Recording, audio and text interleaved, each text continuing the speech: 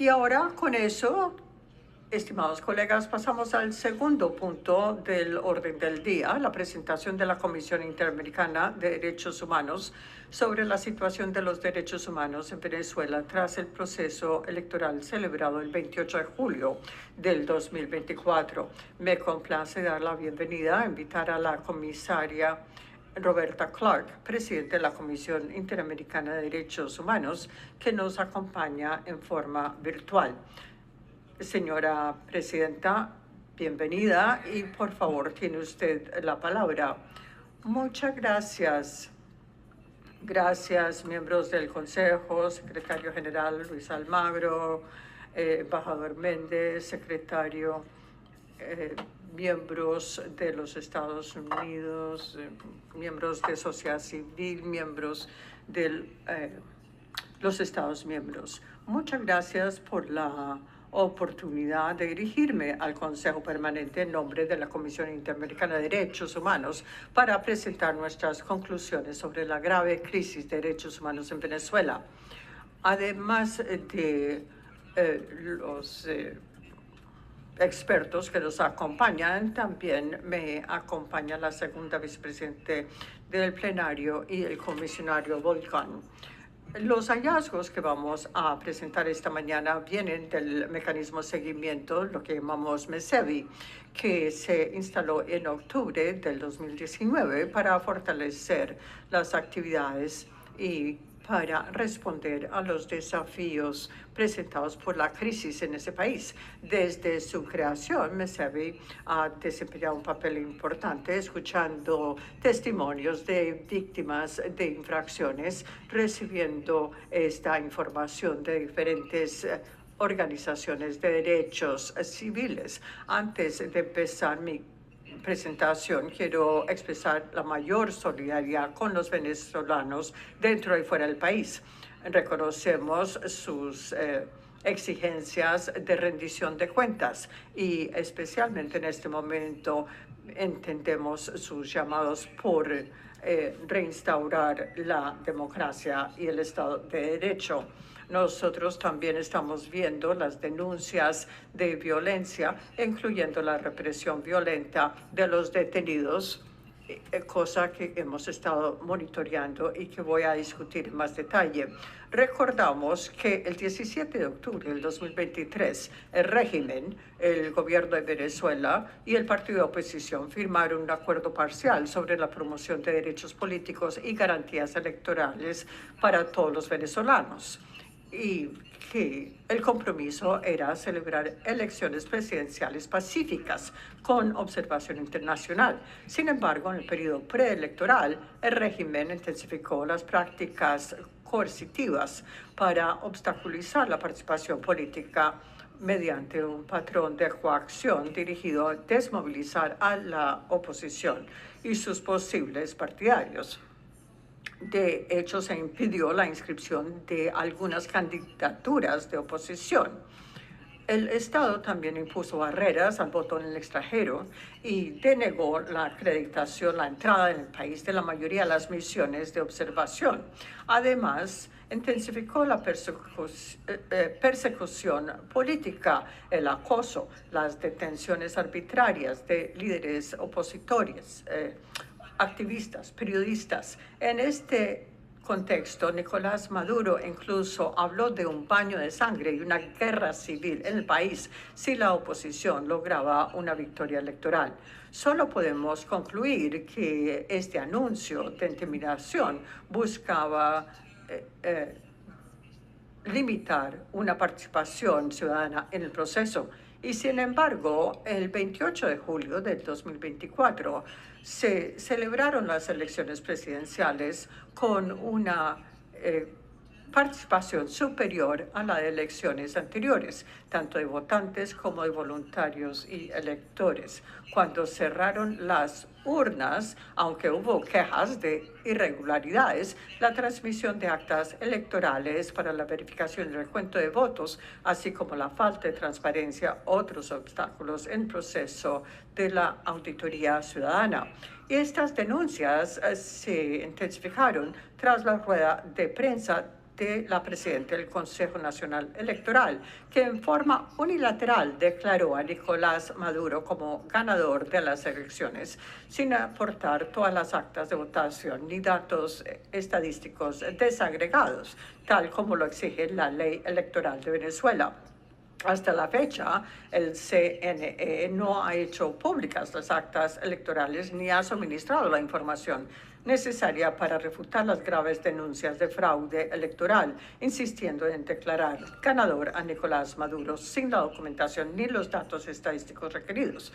La oposición política recogió cerca del 80% de las actas a nivel nacional, manteniendo su autenticidad para contar con los sellos, las firmas, los códigos de seguridad correspondientes. De acuerdo con la oposición, estas actas muestran que Edmundo González Urrutia ganó las elecciones. Es más, para facilitar la verificación independiente de los resultados, la oposición publicó copias de estas actas en los sitios web que han sido objeto de ataques informáticos.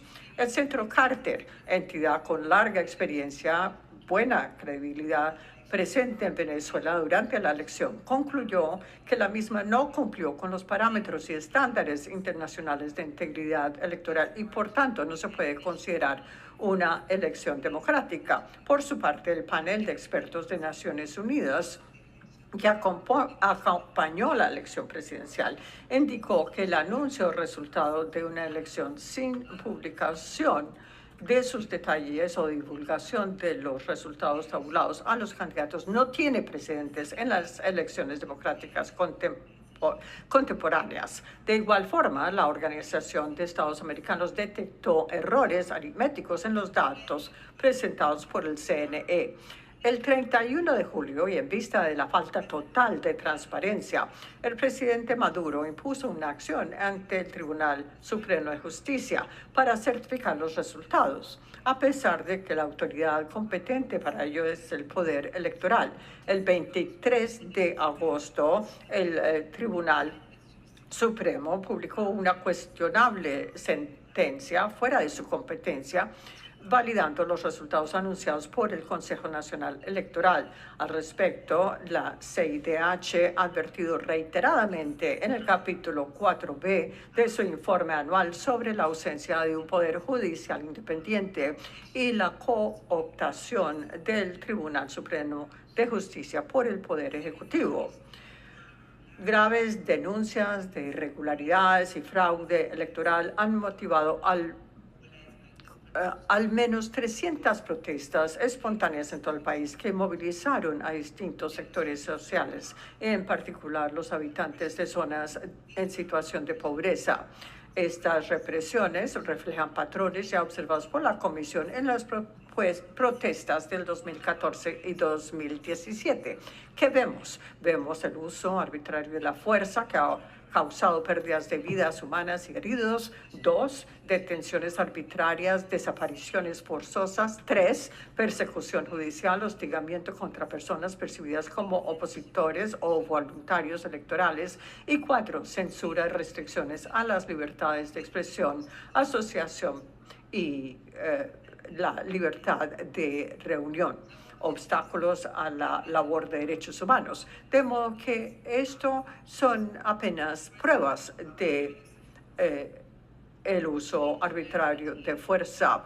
Entre el 28 y el 30 de julio se denunciaron abusos de violencia, abusos de la fuerza pública contra las manifestaciones. Esta violencia causó la muerte de por lo menos 23 personas. Muchas de estas personas eran jóvenes.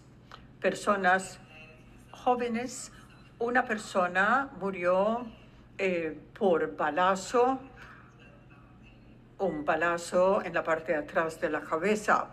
La información preliminar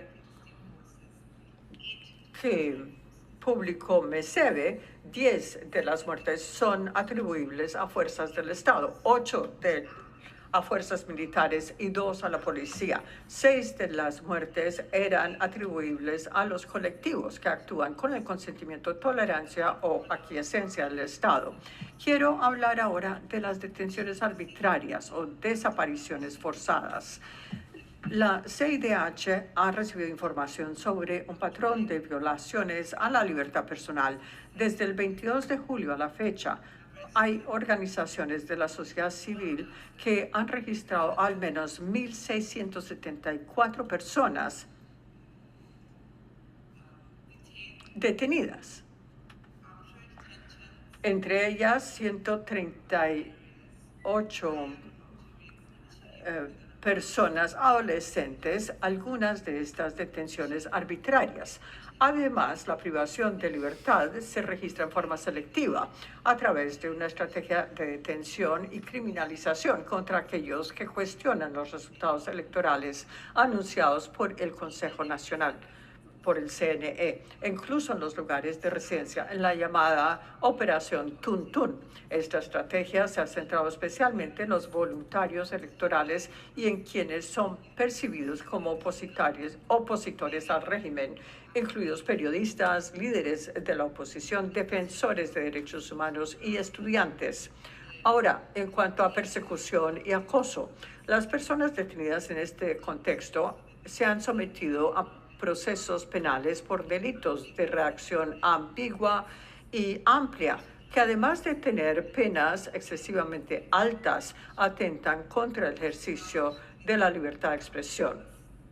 Estas acusaciones formuladas por el Ministerio Público incluyen delitos de incitación al odio y esto